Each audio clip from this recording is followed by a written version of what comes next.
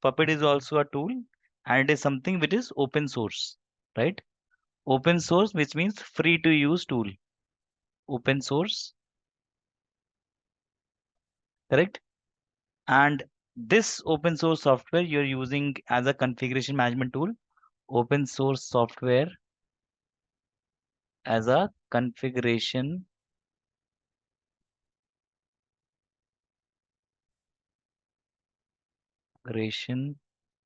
management tool, right? Now it can run on various systems like Linux, Unix, Windows, and it use its own language, right, to describe the entire system configuration. So when you're using Puppet, it uses a system configuration language, right? Or there is a specific language which, just like I was showing you an example, it uses its own language. It is very much similar to YAML, right, which is there. Proper syntax and everything is there, but you have to see that how a small piece of code which you write for manifest language or for the master node, that we'll see, right? But it has a proper declarative language which you are using. So it's an open source software configuration management tool which is there. Second thing, it can run on Linux systems. It can run on Linux, Unix, and nowadays it has been evolved for also for Windows systems.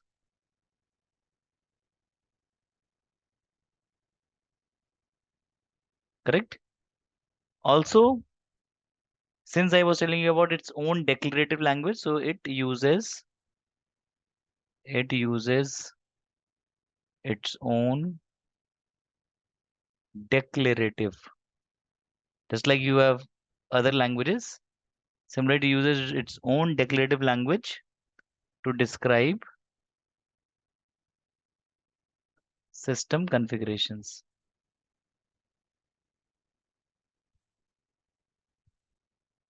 Now, why do we attach our declarative with languages? Why do we call it declarative? You can just paste your answer in the chat because everyone is having a lot of background noise. Can you respond in the chat, everyone? Why do we call it declarative?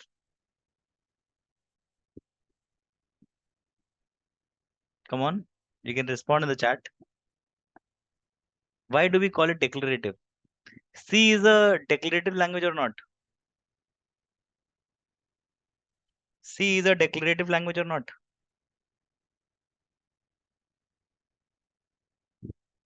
Yes. But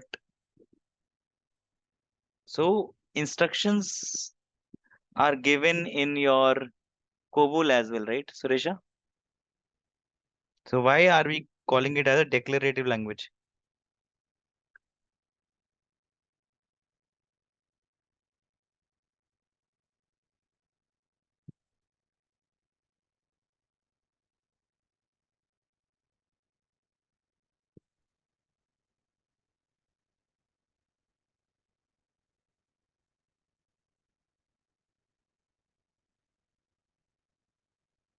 Anyone?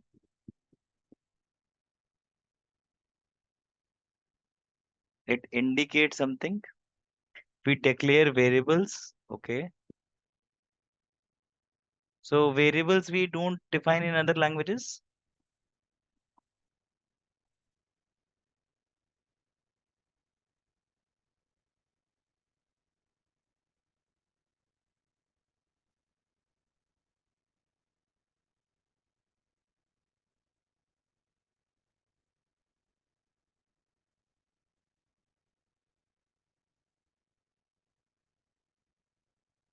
Yes, absolutely right. So Sandeep gave the right answer.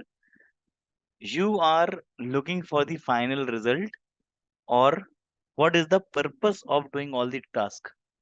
There is always a purpose of task which is there, right? Why you want to do things, why you want to achieve this thing. So whenever being a developer, when you are defining a language where you are looking for a final result or the final goal which is there, that is the thing which is defined as a part of a declarative language. Right, everyone? Correct? So your more main agenda is that you should be achieving the goal, and you're not being, let's say, uh, more interested in various type of activities which are happening at the backend. Make sense? Right? So it's a declarative system, and you use that declarative language to describe the system configurations which are there. Which, that is why you are using this Puppet. And Puppet is also offering you a very large user base is there. You have a very big source community. Documentation is easily available nowadays. Earlier when it began at that time there was not so much, but nowadays documentation is also there. You have dedicated platform support is there, right? So easily you get that offering. Now we were asked talking about a architecture of Puppet, right? We were talking about architecture of Puppet. So Puppet archi.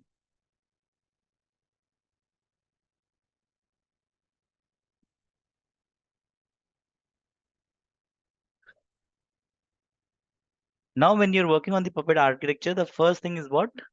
Is your master, right? Let's say this is your Puppet master, which is there,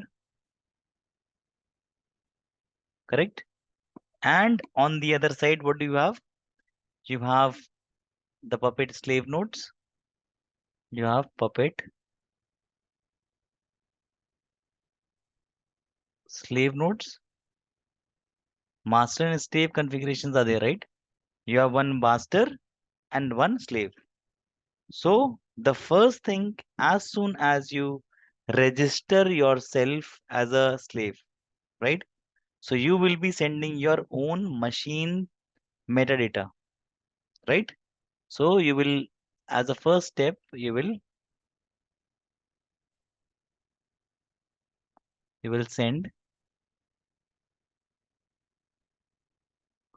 send your machine data, machine metadata,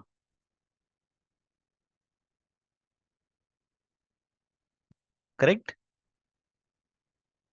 So machine metadata is something which is referred to the state of the machine, right?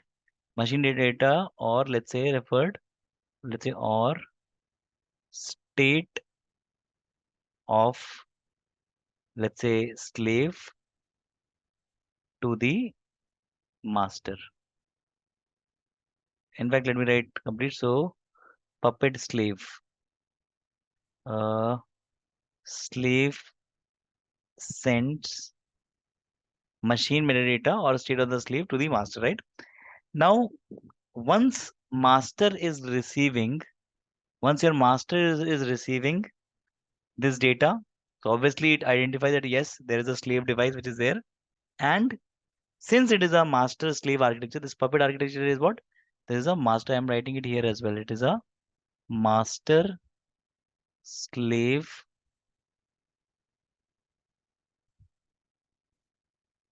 architecture. Sorry, master slave architecture is there. Now, when this metadata has been received by the puppet master, so master does what? It is trying to do all the analysis on the data. So master is doing, so master is doing an analysis on the metadata received, right? On the metadata received. Now, if once you receive the metadata, and with that metadata, obviously there may be some information which slave is sending to the master, right? Just like you define that, okay, I need this. So it is keep on tracking that, okay, what slave is looking for, right? If slave needs something, I will be able to provide that information, or I will be able to give that data, correct? So it keeps on analyzing what data you are receiving from the slave, right? Now, if there is any kind of change is expected or change is needed, then it sends the required changes to the slaves, right? So if what happens, if any change is, let's say, required or let's say needed, then those changes are sent to the slave. Now here the question would be that since we are also doing the changes from the master to the slave, then why it is not considered as a push configuration? Yes or no, everyone? We should be considering it as a push configuration, right? Because master is also sending the changes to the slave,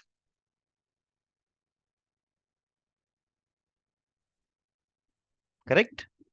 Ideally, this is what is expected, right? That if master is sending a change, but it is initiated by whom? It is initiated by whom? Who is trying to initiate these changes? And output is received or delivered to whom, right? So the changes or the final product which you see, that although the change were required on the slave, but that was a result of some task or some activity which master, oh sorry, which the slave wanted to do for its proper functioning, right? First thing. Second thing, when you are or when the slave is deploying the changes, it is always pulling, or let's say it is always giving all the updates back to the master. So master is what getting what? It is pulling all the data of the slave, that okay, what were the changes, how it was being deployed, whether it fixed everything, everything related to your changes. That proper report is generated and it is being sent back to the master. So two things. One, it is slave originated. Slave is originating everything. Even slave is also sending the initial metadata for registration. Master is responding back to the slave entries or slave use case, right? So first, what does slave does? Slave sends the first thing, which is sending the machine data. Second step, what did master did? It is sending back your,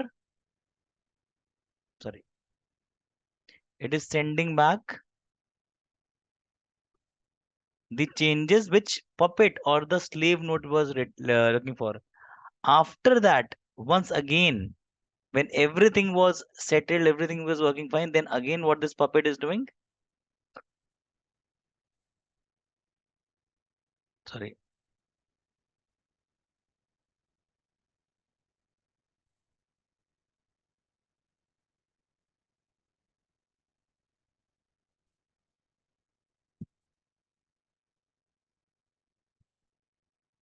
why it is not working?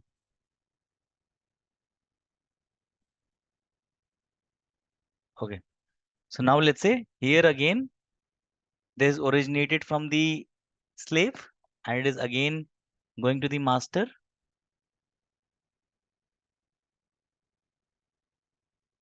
And what it is doing? The slave deploys the changes and sends a report of the same back to the master. Correct? It is responding back again to the master with whatever report or whatever changes have been successfully done. And that is why this is kind of a full architecture, right? Which you are using with your puppet. Right, everyone? Clear? Any question you have up till now, Sandeep? If you want, I can unmute you as well. Okay, fair enough. Now, whenever you are using this, this has to be a secure